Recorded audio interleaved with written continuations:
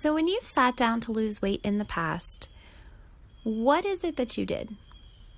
Did you just purchase a diet program or order an exercise plan and say to yourself, okay, this will be the thing that does it?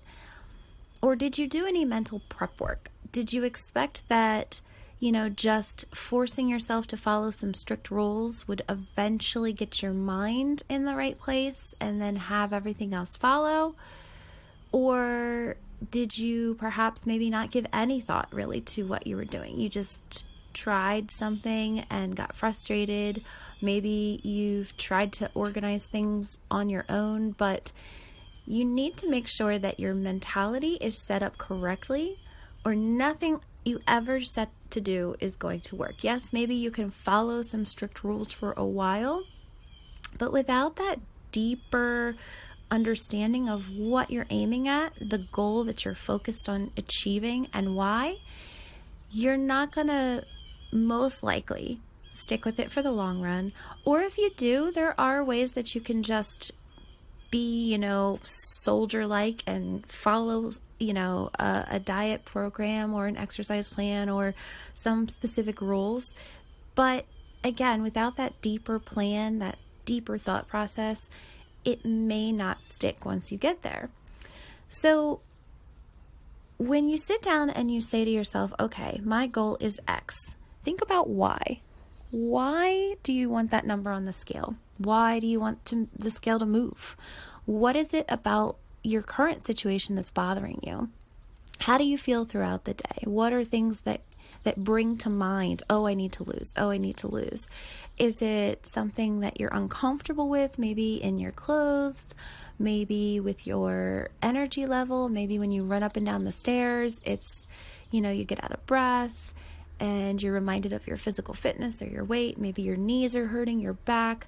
Think about all the things that are bothering you right now, maybe even sit down and make a list, because then those are things that you can use as additional pieces of the puzzle that you are going to solve.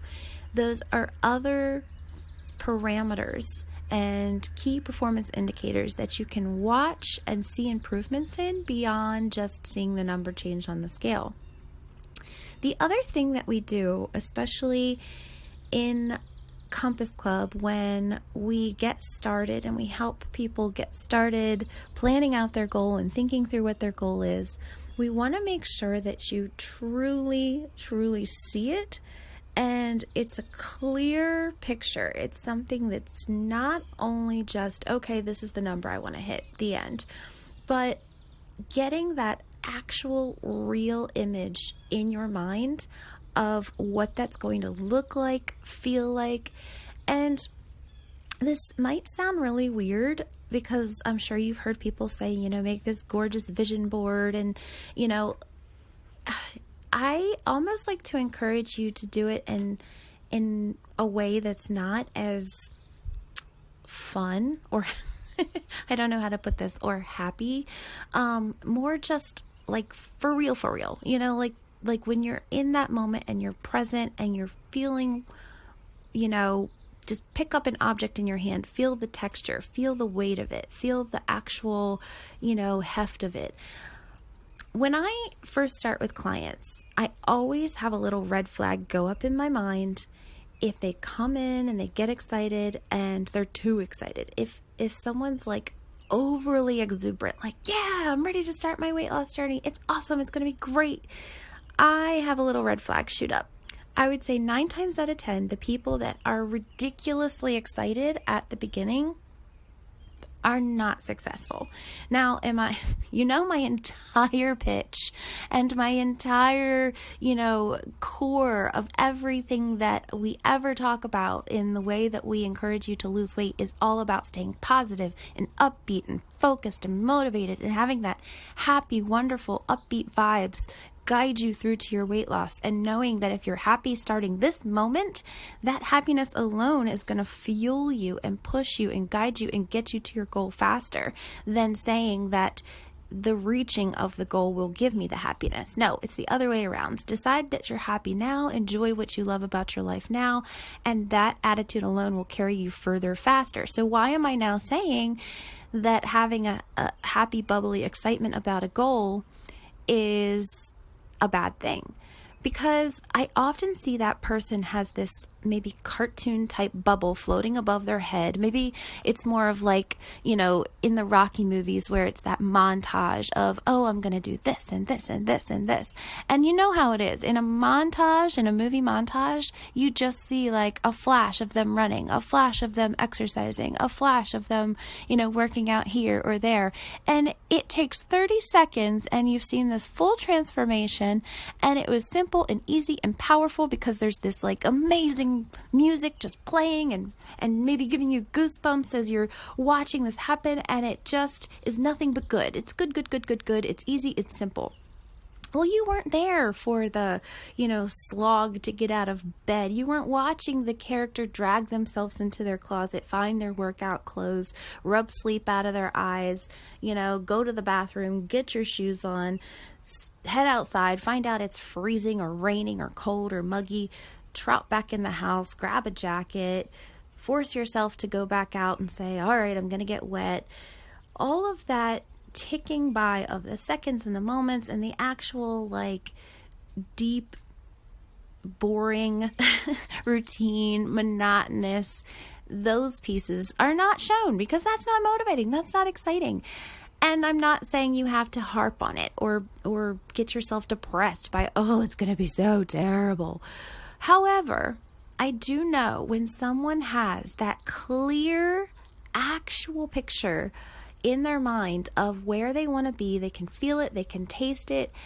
It's realistic. It's more reality based. It's something where you can do it. Yes, you're excited, but almost a little bit more hesitant or slightly maybe, not to use the word dreading, but you do accept that there is going to be some challenges, but they're going to be worth it.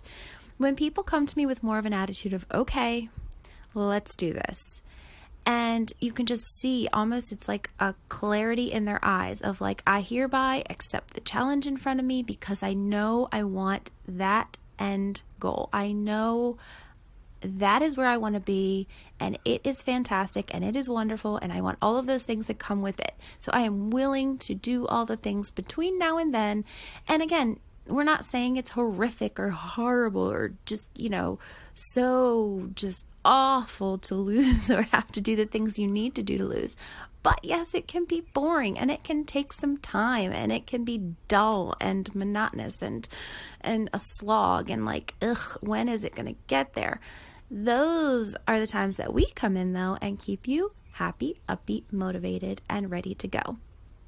I don't know if you've heard the story, you may have, about the elephant and the rope, but I'm just going to read it here really quickly. When walking through an elephant camp, a man noticed that elephants were only secured with a small rope that was tied around one ankle. He wondered why the elephants didn't break free from the rope, as the elephants were certainly strong enough to do so.